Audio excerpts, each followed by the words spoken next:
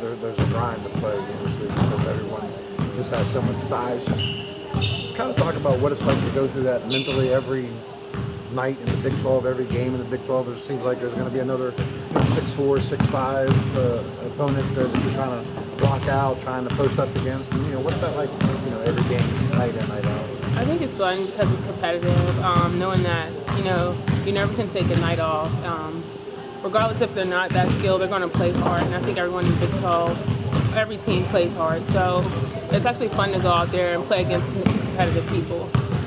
Is that coach is saying that's kind of what the Big 12 is known for? I mean, is that kind of how you see it too? That's its moniker is everyone's going to be big in the Big 12? Definitely. I mean, I played against some big girls, and they've always, almost every team, there's probably an exception of like a couple teams that don't have much size, but most of the teams, they always have at least 2 6'4" girls or taller. And I mean, it's always good to play against people my size because I feel like the refs call the game easier. I should say more fair because to play against like shorter girls, they feel like it's an advantage. So but I definitely think it's fun playing against girls my size. Looking forward to seeing that 6'9" girl from Oklahoma. Yeah. I mean, I played against Monty McGee, so I don't think it can get any tougher than that. Hey, Lanay, how would you say your game just developed since freshman year now towards your senior year? Definitely it was a mental thing, and I think I've gained more confidence. I've always been a strong player defensively, but I think offensively I got more confidence, and I think my coaches just helped me out, and just getting in the gym over the summer, working on my offensive game, it helped me build confidence, and I think I'm coming into the player I want to be, but I still have a lot of work to do. With you gaining all that confidence now, being like a senior leader, what type of role do you have to the younger players on the team here? Just to lead by example. I'm a vocal leader for our team. Just to keep us on the right page, chemistry going. Just make sure all the girls are working hard day in out. And my final question is, after you guys lost Bria Holmes and Ariel Robertson, my bad. After losing them last year, how competitive do you think this team can be moving on for this season? I think all of our players got better, especially our guards. So they'll definitely fill that role of like Bria and her points, but we still have like the leadership role to fill. But our girls are getting better every day and maturing every day. So eventually that'll come along. But we have Christina King, our JUCO transfer, and she's coming along slowly. And she's very athletic. She can run the floor, so I definitely think that'll help us out in like replacing a Smalley.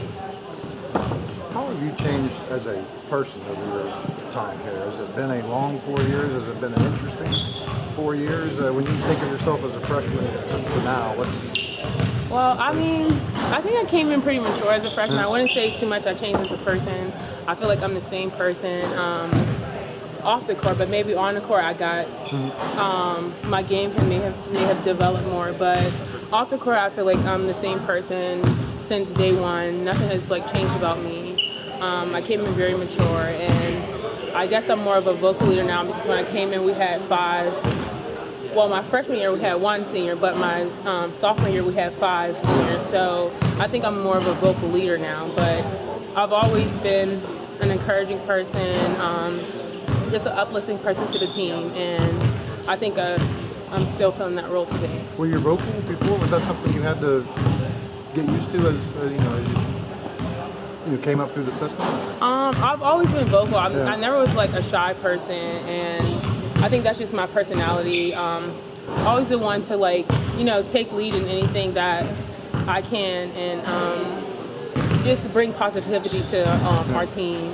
And I think that was kind of my role ever since I got here. Well, even in high school, I was that leader that was always the talking, the vocal leader, just making sure all the girls' heads in the right place. And I think I came here and I fulfilled that role here too.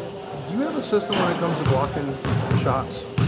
Or is it just something that comes natural? Or is there a trick to the trade, so to speak? I wouldn't say there's really a trick, but I guess it's something I'm used to now. So I guess really the biggest thing is anticipation, like knowing when to go for a shot or just, you know, leave your feet or stand.